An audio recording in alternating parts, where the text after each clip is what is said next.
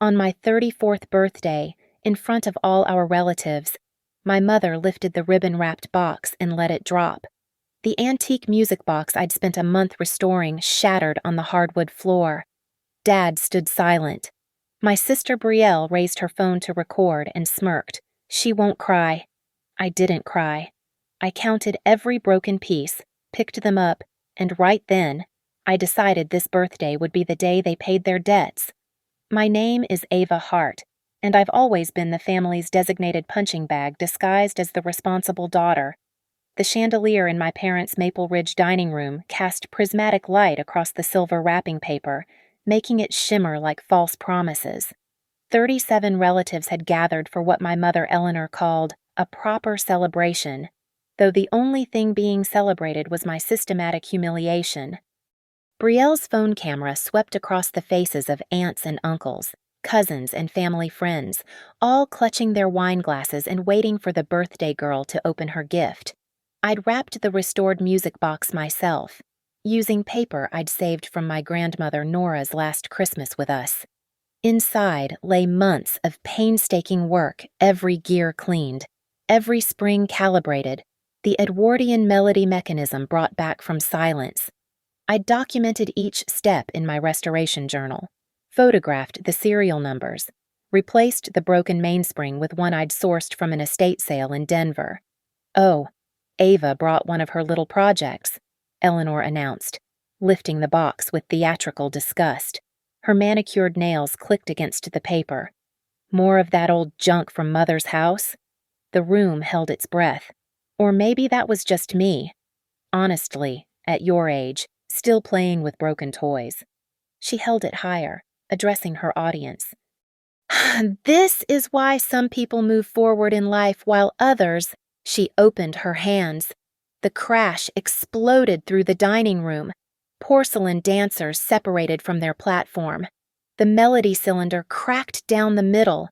Brass gears scattered across the hardwood like scattered coins. The mainspring I'd spent 3 weeks installing uncoiled with a sound like a dying breath. Victor, my father, studied the crown molding with sudden intensity. Brielle zoomed in on my face. Her voice honeyed poison. She won't cry. She never cries. It's actually kind of creepy. I dropped to my knees, not in grief, but in methodical purpose. Each piece went into my dinner napkin, the dancers' heads, the cylinder pins, the plate spring, the governor gear. My fingers moved with the same precision I used at Northwind Community Housing when documenting lease violations. Evidence first, emotions later. Oh, get up. Eleanor sighed. Maria will sweep it up. You're making everyone uncomfortable. I folded the napkin carefully, placed it in my tote bag, and stood. The room watched me like spectators at an accident, waiting for blood or tears or screaming. I gave them nothing. Thank you for the party, I said, my voice steady as a court reporter's. I need to go. Typical Ava, Brielle stage whispered to our cousin. So dramatic about nothing. I walked through the French doors, past the pool where they'd held my head underwater during my 16th birthday, as a joke, past the gazebo where Brielle had burned my college acceptance letters by accident, past the garden where Eleanor had uprooted my grandmother's roses because they were depressing. In my car, I locked the doors and pulled out my phone. Block, block, block. Each family member disappeared from my contacts with surgical precision. No dramatics, no explanations, no final words. The napkin full of broken pieces sat on my passenger seat like evidence in a crime scene. In the streetlight, I could see the governor gear had survived intact. The dancers could be glued. The cylinder might play again with the right tools and patience. But I wasn't thinking about restoration anymore. I was thinking about the Stonebridge County property records I'd learned to navigate for work, about the paper trails Eleanor always left when she thought she was being clever, about the financial pressure points Victor pretended didn't exist, about Brielle's house of cards built on social media lies and sponsor money. They thought tears were the only currency of pain. They were about to learn about compound interest. I drove home to my apartment, placed the broken music box on my desk, and opened my laptop. The first search was simple: Colorado Statute of Limitations for Elder Financial Abuse. The second, intentional infliction of emotional distress. The third, conversion of inherited property. Tomorrow, I'd cry. Tonight, I was going to build something much more useful than tears. I was going to build a case. The pattern started when I was 7. Brielle was 4, adorable, and had already learned that tears were currency in the Hart household. I kept evidence even then, though I didn't know that's what I was doing. Report cards with teacher comments Eleanor threw away because they made Brielle's look bad. Photos from the church fair where Brielle accidentally spilled red paint on my winning art project. The receipt for my communion dress that mysteriously developed scissor marks the night before the ceremony. $89.99 that came out of my college fund to replace it while Brielle got a new bike for being so patient with her clumsy sister. The real documentation began in high school. My prom dress hung in my closet for 3 weeks. Pristine blue satin I'd saved for with 6 months of tutoring jobs. The night before prom, I found it shredded. Blue ribbons scattered across my bedroom floor like dead butterflies. Brielle stood in my doorway, fake tears streaming. "Muffin got scared by the thunder," she sobbed. "She just went crazy." We didn't have a dog named Muffin. We had a 12-year-old terrier named Max who couldn't climb stairs anymore. But Eleanor rushed in, gathered Brielle in her arms, and turned on me with venom. "Why would you leave your door open when you know the dog gets anxious? This is your fault, Ava, your carelessness." I went to prom in my cousin's borrowed dress, 2 sizes too big, while Brielle posted Instagram stories about her trauma of seeing her sister so upset. She gained 300 followers that night. College was when they discovered financial manipulation. I'd saved $12,000 from summer jobs and work-study programs. Victor came to my dorm junior year, eyes red, shoulders shaking. "The business is failing," he said. "Just a loan, 3 months maximum. You're the only one I can trust. Ava, your mother and sister, they wouldn't understand." I understood perfectly when I saw his new boat 6 months later. When I asked about repayment at Thanksgiving, Eleanor called me selfish in front of 23 relatives. "Family doesn't keep ledgers," she announced. "Except Ava, apparently." The boat sold for $40,000 the next year. My student loans remained untouched by family hands. At Northwind Community Housing, I learned to recognize the patterns in domestic documentation, how abusers isolate, gaslight, diminish, how they make you complicit in your own destruction, how they rewrite history with you as the villain and themselves as perpetual victims. "Keep everything," my supervisor Marcus told me when I started. "Every email, every text, every voicemail. You never know what becomes evidence." I'd been keeping everything for 27 years. The morning after the birthday party, I opened the storage unit I'd rented 2 years ago. Banker's boxes lined the walls, each labeled by year. Inside every card they'd given me with passive-aggressive messages. Every email about family events I was uninvited to at the last minute. Screenshots of Brielle's social media posts lying about our childhood, painting herself as the neglected sister of an emotionally distant older sibling. Box 2019 contained the memorial program from grandmother Nora's funeral. Brielle had given a eulogy about inheriting Nora's entrepreneurial spirit, while wearing Nora's Art Deco bracelet that had been willed to me. The bracelet disappeared from my jewelry box that same week. Box 2021 held the paper trail of the family Thanksgiving where I was head of strategic planning at Northwind, managing $3 million in federal grants. Eleanor introduced me to her friends as Ava. She does some kind of paperwork for the housing people. Brielle just signed with Glamour Associates PR firm Isn't That Wonderful. Brielle hadn't signed anything. She'd made business cards at FedEx office and convinced one local boutique to let her post about them for free products. But the most damning box was 2020, the year grandmother Nora declined, the year Eleanor gained power of attorney through a lawyer who happened to be her cousin, the year the lake house in Juniper worth $400,000 transferred to Eleanor's name for estate planning purposes. I photocopied every document that morning. Then I made a second set. Then I drove to Northwind's legal aid partner and made a third. The music box sat on my kitchen counter, its broken pieces now sorted into clear plastic bags, each labeled with its function. The governor gear the heart that regulated the speed of the melody remained perfect. Sometimes the heart survives even when everything else shatters. Sometimes that's all you need to rebuild. But I wasn't interested in rebuilding the same thing. I was going to build something that played a different tune entirely. A tune that sounded like justice. The first breakthrough came at 2:15 a.m. on a Tuesday, 3 weeks after the birthday incident. I was scrolling through an antique dealer's forum when I saw it Grandmother Nora's emerald brooch, listed as estate sale find, Art Nouveau masterpiece. The seller, Brielle Finds, vintage.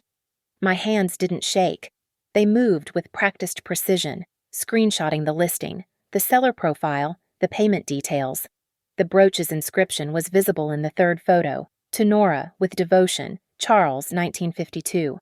Charles was my grandfather. That brooch was specifically mentioned in the will, designated for me. I created a buyer's account under a shell name and messaged Brielle. She responded within minutes, even at this ungodly hour. Authentic piece from a private collection can provide certificate of authenticity. The certificate she sent was forged, but the brooch wasn't. I recognized the tiny scratch on the clasp from when I'd helped Nora fasten it for her 80th birthday. I bought it for $800, paid through PayPal, and saved every transaction receipt. By dawn, I'd found 17 more pieces: Nora's pearl opera glasses, her Victorian compass, the silver letter opener from her father's law office, all listed between 6 months and 2 years ago, all authenticated by Brielle, all sold to buyers across the country. Nina Delgado arrived at my apartment at 7 a.m. sharp, laptop bag in one hand, coffee in the other. We'd worked together on a housing fraud case that saved Northwind $2 million in misallocated funds. She didn't ask questions when I called. She just showed up. "Jesus Christ, Ava," she said, looking at my dining table covered in printed screenshots. "This is organized crime-level theft." "It's family," I said. "So it's worse." Nina's CPA brain went into overdrive. Within 3 hours, she'd traced Brielle's Venmo and Zelle transactions, matching deposits to the listing dates. The money went to 3 accounts, then consolidated into one linked to Brielle Hart Media Services LLC, a company that existed only on paper and Instagram. "She's also taking sponsorship money for products she never actually promotes," Nina noted, pulling up spreadsheets. "Look, Nature's Glow. Skincare paid her $3,000 for a campaign. She posted once, deleted it after 24 hours, kept the money and the products." But the real discovery came when I drove to the Stonebridge County Recorder's office. I knew the system from work, every property transaction, every lien. Every transfer was public record if you knew where to look. The Lake House transfer was there, dated February 18th, 2020. The notary was Eleanor's cousin, Michael Brennan. The witness was Michael's wife, Patricia. The document claimed Nora had sound mind and voluntary intent. I pulled Nora's medical records through the healthcare proxy documentation I'd maintained. February 18th, 2020. Nora was in intensive care with pneumonia, on a ventilator, sedated. The signature on the transfer deed was dated 2 p.m. The hospital records showed Nora was intubated at 11:45 a.m. I requested certified copies of everything. The clerk, a woman named Dolores who'd helped me with Northwind documentation before, raised an eyebrow at the volume. "Property dispute?" she asked. "Something like that." She leaned closer. "You might want to check the tax records, too. Just saying." The tax records revealed 2 years of delinquent payments on the Lake House. Victor had been pulling equity through a HELOC home equity line of credit and hadn't paid property taxes since the transfer. The house was 3 months from tax sale. I sat in my car in the county building parking lot, organizing my findings. Elder financial abuse during medical incapacity. Fraudulent transfer. Conversion of inherited assets. Wire fraud across state lines. Tax evasion. My phone buzzed with a family group text I'd forgotten to leave. "Eleanor, Has anyone heard from Ava? Such childish behavior, this silent treatment. Victor, she'll come around. She always does. Brielle, probably busy with her little housing projects. You know how she gets. I didn't respond. Instead, I drove to the law offices of Jude Carter, a former prosecutor who'd transitioned to civil litigation. I'd researched him thoroughly. He'd won 3 elder abuse cases in the past 2 years, all against family members. Ms. Hart, he said after reviewing my documentation for an hour.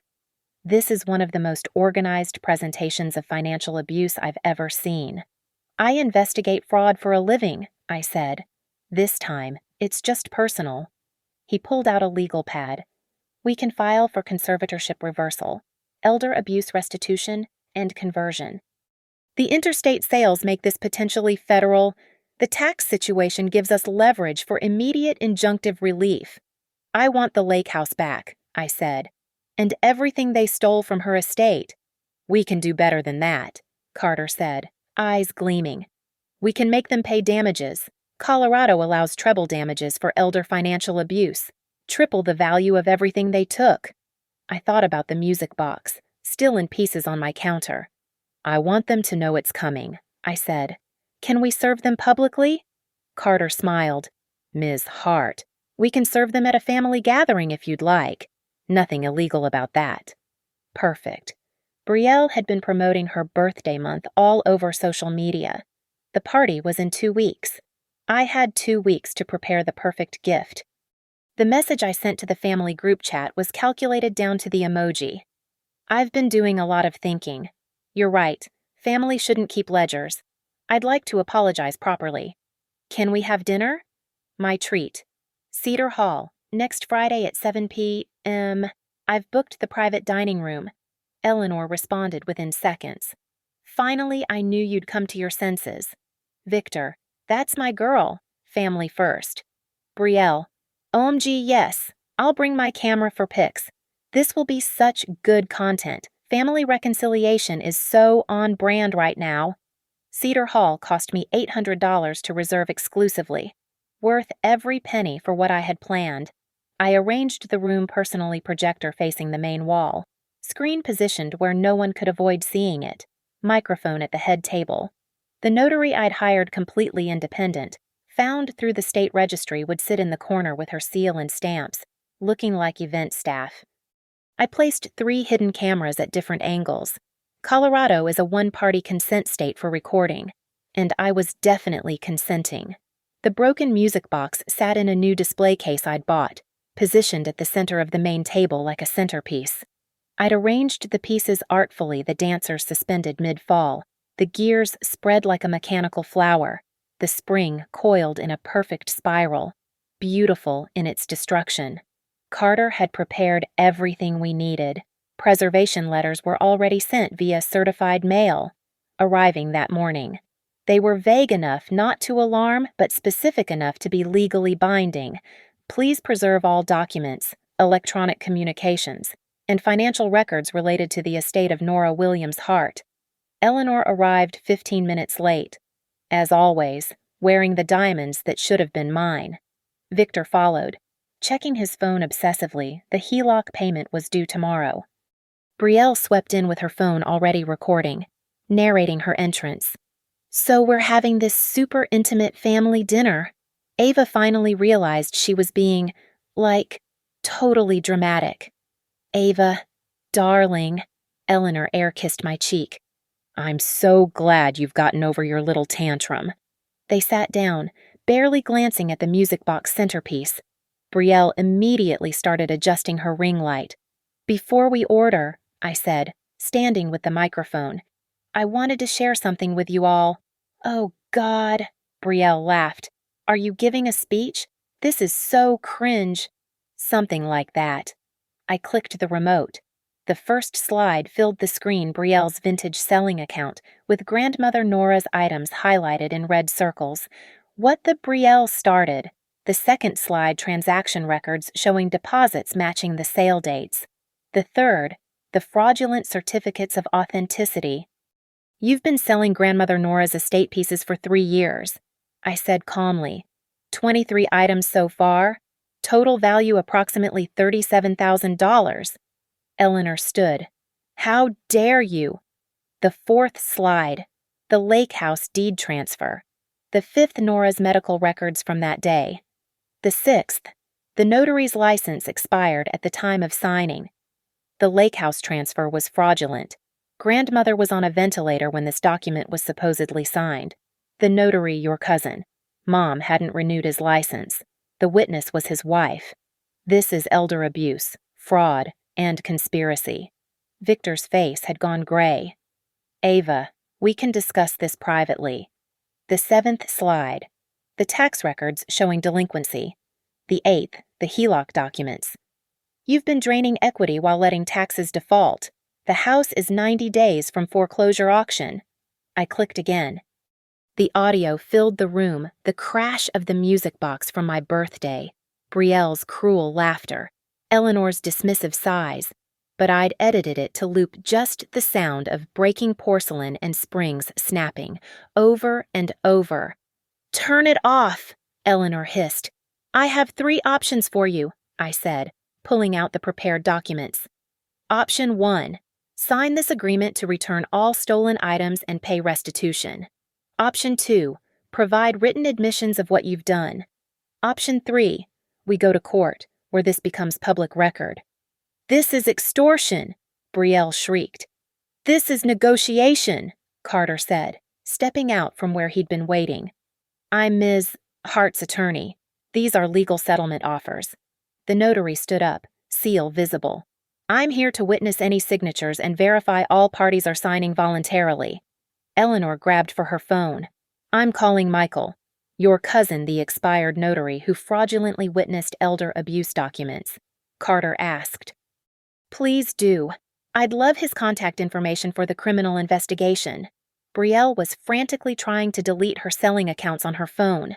The notary spoke up. Ms. Hart, I should note that destroying evidence after receiving a preservation notice is a separate crime. You planned this, Victor said, staring at the music box. You set us up. No, I said, touching the broken dancer figurine. You broke something precious that belonged to our grandmother, then laughed about it. You've been breaking things my whole life. I'm just showing you the receipts. Eleanor's mask finally cracked completely. You ungrateful little... Careful. Carter interrupted. Threats are also recorded and admissible. I set down the 3 stacks of papers. You have 10 minutes to decide. Sign, confess, or court. After tonight, the offer is withdrawn and we file Monday morning. Brielle was crying now, real tears for once. My sponsors will drop me. My whole career. Your career is built on lies and stolen goods, Nina said, entering with her laptop. I've already prepared the report for the FTC about your fraudulent endorsements. Sign, or it goes out tonight.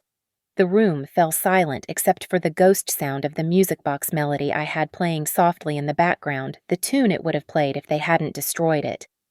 5 minutes, I said, sitting down next to the broken music box. Decide.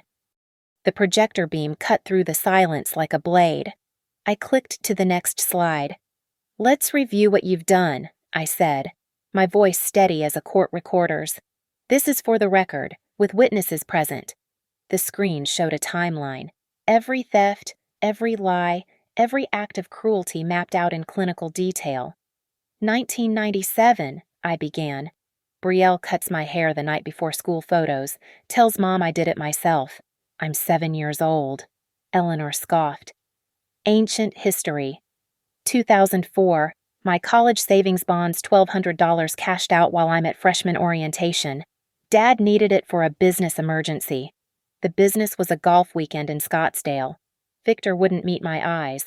2015. Grandmother starts showing signs of dementia. Within 6 months. Eleanor has power of attorney. Within 8 months. Jewelry starts disappearing. I clicked again. Bank statements filled the screen. 2019 through 2021. 37,000 in estate items sold online by Brielle. The manifest from grandmother's estate inventory versus what actually made it to distribution 43 items missing. You can't prove, Brielle started. I played the audio I'd saved from her Instagram Live 6 months ago. Yeah, I sell vintage pieces, family collections. You know my grandmother had such amazing taste, and she'd want me to profit from it. Right. The room absorbed her recorded confession like a sponge absorbing blood. Now, I said, walking to the display case with the music box. Let's talk about this moment. The final video played my birthday party from multiple angles. I'd asked 3 cousins for their footage, telling them I was making a memorial video. The broken music box dominated every frame, but the audio was what destroyed them. Eleanor's voice, crystal clear. She's always been too sensitive. Remember when we had to put her in therapy because she kept crying about boundaries, $1,200 wasted because she couldn't take a joke. Victor, laughing. The therapist said we were emotionally neglectful. Can you imagine we gave her everything? Brielle, to our cousin off camera. Watch this, she'll pick up every piece like it matters. She's so predictable. I bet she even keeps them. I did keep them. Every piece was labeled, numbered, photographed. The music box was worth approximately $4,000 restored, Carter announced. An Edwardian automaton from 1893. Ms. Hart spent 300 hours restoring it, documented with photographs and receipts totaling 800 in parts. Under Colorado law, the intentional destruction of property combined with emotional distress. Stop! Eleanor's voice cracked. What do you want? I pulled up the final slide. A simple list, full restitution for stolen estate items, $37,000 return of lake house, deed to estate for proper distribution, payment for destroyed music box, $4,800 emotional distress damages, $50,000 written admission of all acts, notarized, no contact order permanent. That's insane, Victor shouted. The alternative, Carter said, pulling out a thick folder. Is this federal lawsuit, elder abuse, wire fraud, conspiracy, intentional infliction of emotional distress, criminal referrals to the DA for the fraudulent notarization, IRS notification for the unreported income from estate sales, FTC complaint for fraudulent endorsements. He spread the papers across the table like tarot cards predicting their future. Your choice, I said. Sign now, or we file Monday.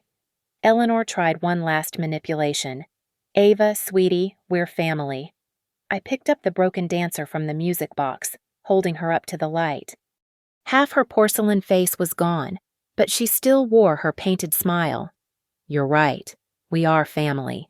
Grandmother Nora was my family. She left me these things because she knew I'd treasure them. You turned her treasures into cash, her love into leverage, her memory into something you could spend. I set the dancer down gently. 5 minutes remaining.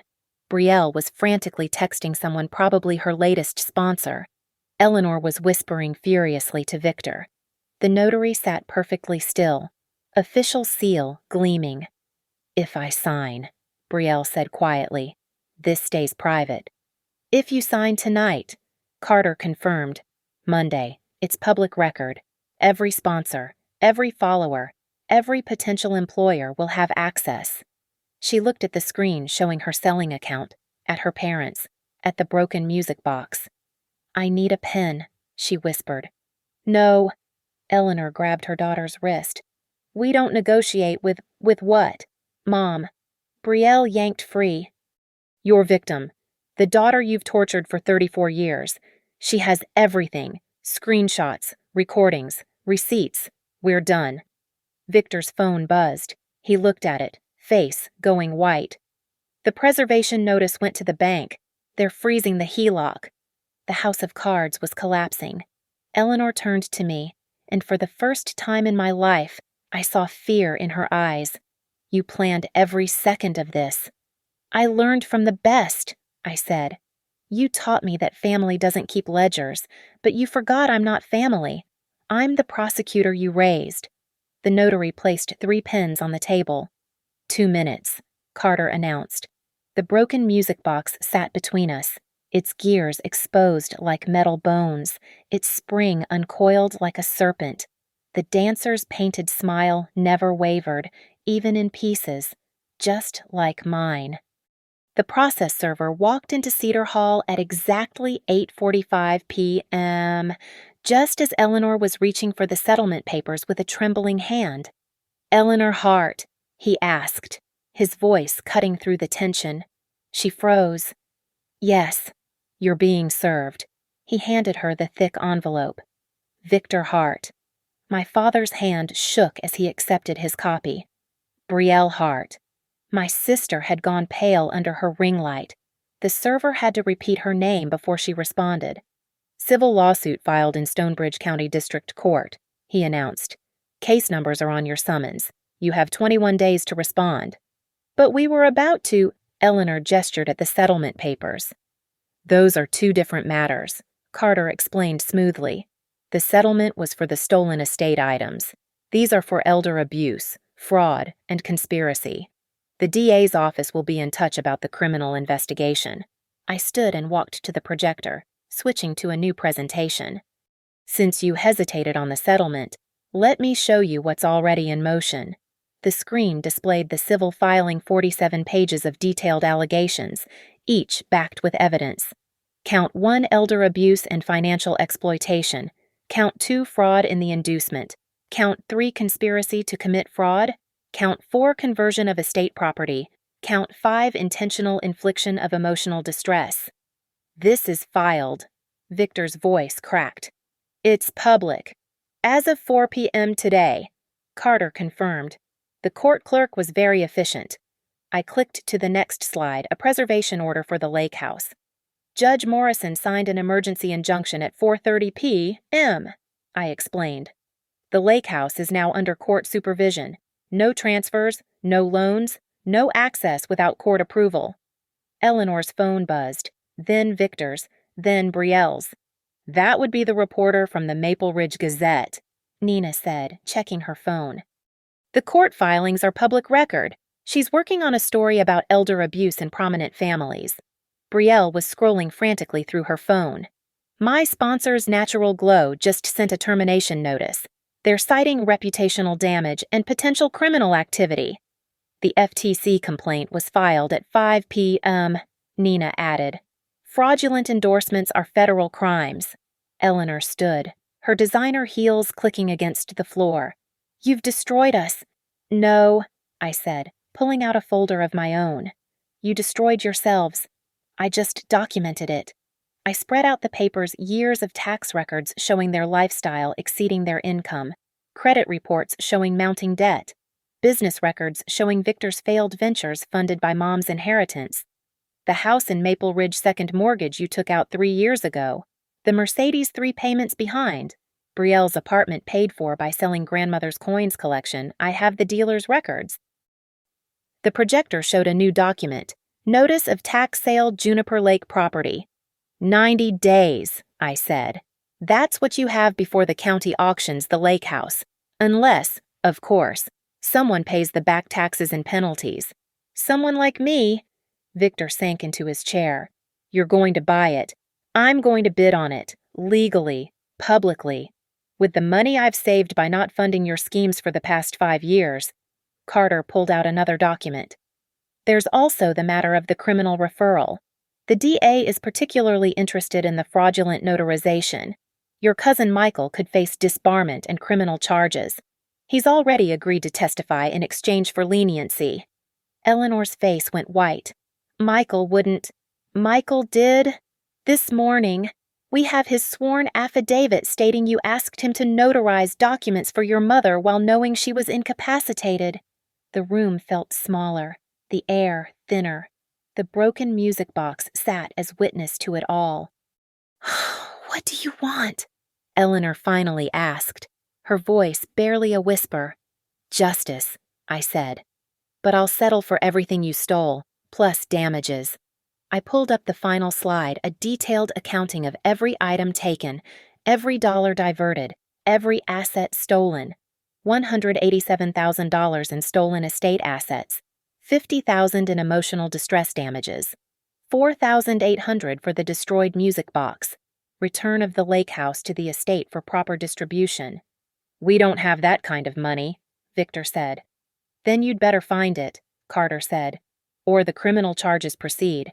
Elder abuse carries a 5-year maximum sentence in Colorado. Brielle was crying again, mascara running in black rivers. My career is over. Everything I built. Everything you stole, I corrected. There's a difference. The process server cleared his throat. If you folks are done, I have 3 more summons to serve. He pulled out 3 more envelopes. Michael Brennan fraudulent notarization, Patricia Brennan conspiracy to commit fraud, and Glamour Associates PR accepting fraudulently obtained goods. The web I'd woven had caught them all. Eleanor looked at me with something I'd never seen before defeat. When did you become so cruel? I picked up the broken dancer figurine, cradling her in my palm. The night you taught me that tears were weakness, that family was a weapon, that love was conditional on compliance. I set the dancer down and pulled out my phone, showing them one last thing, a recording from my cloud storage, dated 15 years ago. Eleanor's voice, younger but unmistakable. Ava will never be anything special. That's why we have Brielle. I became cruel, I said. When I realized kindness was killing me. The notary stood. If anyone wants to sign anything tonight, I'll be here for 10 more minutes. After that, my fee doubles. The broken music box played no melody, but the silence sang louder than any song. The Stonebridge County tax auction notice was posted at 9 a.m. sharp on a Tuesday morning. I stood in the courthouse lobby, watching them tape it to the bulletin board. Juniper Lake House minimum bid $47,892.33 in back taxes and penalties. The auction was scheduled for 2 weeks later, October 15th at 10 a.m. Eleanor had tried everything. Loans were denied, their credit was destroyed. Relatives turned away once the news story broke. Michael Brennan, facing disbarment, refused their calls. The family attorney withdrew from representation after learning about the fraud. I'd done my homework, liquidated my investment accounts, gathered my savings, secured pre-approval for a bridge loan if needed. Nina ran the numbers 17 times. I had enough, with buffer for a bidding war. The morning of the auction. I arrived at 8:30 a.m. The courthouse steps were wet from overnight rain, reflecting the gray October sky. Inside, the auction room filled slowly a few property developers, 2 couples looking for vacation homes, and in the back corner, Brielle with her phone. She was live streaming, trying to salvage her influencer career by pivoting to overcoming family trauma. Her viewer count 43. At 9:55 a.m., Eleanor and Victor arrived with a man in a cheap suit, probably the only lawyer they could afford. They didn't look at me. The auctioneer, a woman named Deborah Mills, called the room to order. Lot 17 residential property at 4782 Juniper Lake Drive. 4 bedrooms, 3 baths, 0.7 acres, lake frontage. Opening bid $47,892.33. I raised my paddle. 48,000. A developer raised his 50,000. 55, I said. 60, Eleanor whispered frantically to her lawyer. He shook his head. 70,000, I said clearly. The developer hesitated, calculated. Then 75. I'd researched him, Tom Brennan. Flipped houses. Never paid more than 70% of market value. The house was worth $400,000 before repairs. 85,000. He lowered his paddle. 85,000 going once, Deborah announced. Going twice? Wait. Eleanor stood. That's our family home. Ma'am, this is a public auction. Do you have a bid? Eleanor's lawyer whispered urgently. She sat down. Sold to bidder number 24. I walked to the clerk's desk, handed over the certified check, signed the papers. The temporary deed would be ready in 3 hours. The permanent deed after the redemption period, but since the original owners hadn't paid, there'd be no redemption. Outside, Brielle ambushed me with her camera. How does it feel to steal your family's home? It feels like justice, I said directly to her camera. Your family stole from our grandmother while she was dying.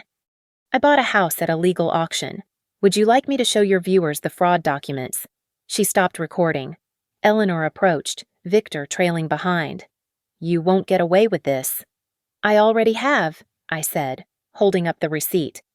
90 days from now, I take possession. Your personal items will be placed in storage location to be provided by your attorney. You're not permitted on the property without written consent. That house has been in our family.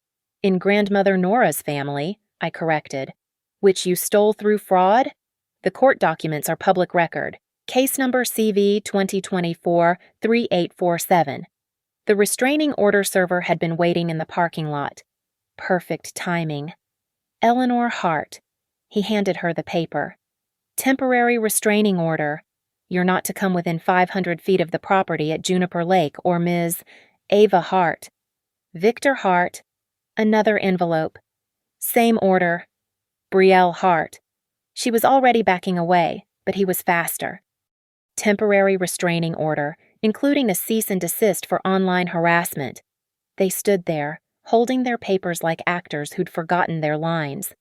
I walked to my car, where Nina waited with champagne on ice and a restoration specialist she'd found someone who fixed antique music boxes. Mario can rebuild it, she said, gesturing to the older man in the passenger seat. Every piece salvageable, plus period-appropriate replacements for what's too damaged. Mario examined the broken pieces I'd brought. 3 weeks, he said with an Italian accent. She will sing again. 3 weeks later, I stood in the living room of the lake house, my lake house holding the restored music box. Mario had worked magic. The dancers spun, the melody played, but the cracks remained visible under the lacquer like scars that had healed but not disappeared. I wound the key, set it on the mantel where Grandmother Nora had kept it. The melody filled the room clair de lune in perfect mechanical precision. Through the window, I saw a car slow down at the gate, Eleanor's Mercedes. It stopped for a moment, then drove on. The restraining order was permanent now, granted after she'd tried to break in the previous week and been arrested. Brielle had moved to Phoenix, telling her remaining followers she was starting fresh. Her accounts were garnished for the fraud settlement. Victor had filed for bankruptcy. The music box played on, its dancer spinning in the afternoon light. Some things, once broken, could be repaired but never erased. The cracks were part of the story now, proof of survival, evidence of resurrection. I placed my grandmother's photograph next to the music box, Nora at 34. My age, holding a baby who would grow up to destroy so much. I got it back. I told her picture. All of it. The music box wound down, the dancer slowing, the melody fading. But this time, I was the one who decided when it stopped. I was the one who could wind it up again. The lake house glowed with warmth on my 35th birthday. Exactly 1 year after the night, everything shattered and began again. Nina arrived first, carrying a case of wine and her trademark efficiency. Marcus from Northwind brought his husband and their homemade salsa. Carter came with his wife, both lawyers who understood that justice sometimes wore pearls and sometimes wore boxing gloves. The restoration specialist Mario brought his daughter, a violinist who'd offered to play. Even Mrs. Patterson from next door came. She'd been Grandmother Nora's friend and had watched Eleanor's theft in silent horror, too afraid to intervene. Now she brought photo albums I'd never seen, pictures of Nora young and fearless. The dining room table, Nora's table. Now mine held food that people actually wanted to eat, wine that didn't come with judgments, and conversation that didn't cut like glass. No one filmed anything. No one performed. We just existed, together, in earned peace. At 8 p.m. Mario's daughter began playing violin, actual clair de lune, the song the music box played. I wound the restored box and set it on the mantel. The mechanical melody joined the live music, creating a strange and perfect harmony. The cracks in the porcelain caught the light, turning damage into art. Speech, Nina called out, raising her glass. I stood, looking at these people who'd shown me that family wasn't blood, it was choice. A year ago, my biological family broke something precious. I said, touching the music box. They thought breaking things was power. They thought tears were surrender. They thought silence was acceptance. I lifted my glass to the restored dancer, spinning despite her scars. They were wrong. Breaking something only shows you what it's made of, and I was made of stronger stuff than they imagined. We all are. Through the window, headlights appeared at the gate, stopped, then reversed. I recognized the car Eleanor's Mercedes, now bearing repo notices. The restraining order held firm at 500 feet. They still come sometimes, I said to my guests. They park at the boundary, watching what they lost. But here's what they don't understand. I didn't steal anything. I reclaimed it. Every piece they broke, every dollar they took, every moment they stole, it all came back, with interest. Carter raised his glass. To compound interest. To justice, Nina added. To Nora, Mrs. Patterson said softly. We drank, and the music box continued its melody. Later, as guests mingled on the deck overlooking the lake, my phone buzzed. Unknown number, but I recognized the area code Phoenix. Brielle's text. I hope you're happy. I typed back, I am. Then I blocked the number. At 11 p.m., the last guests were leaving when we heard a loud bang at the gate. Victor's truck, older and rustier than I remembered, had backed into the post. He stumbled out, clearly drunk, shouting something about his mother's house. Carter was already calling the police. Violation of restraining order, possible DUI, he said calmly. I watched from the deck as 2 sheriff's cars arrived within minutes. Victor tried to explain, gesturing wildly at the house, at the lake, at the life he'd gambled away. The breathalyzer sealed his fate. As they put him in the patrol car, he looked up and saw me. I didn't wave. I didn't smile. I simply stood witness to consequences arriving exactly on time. The next morning, I sat alone in Nora's study, my study now.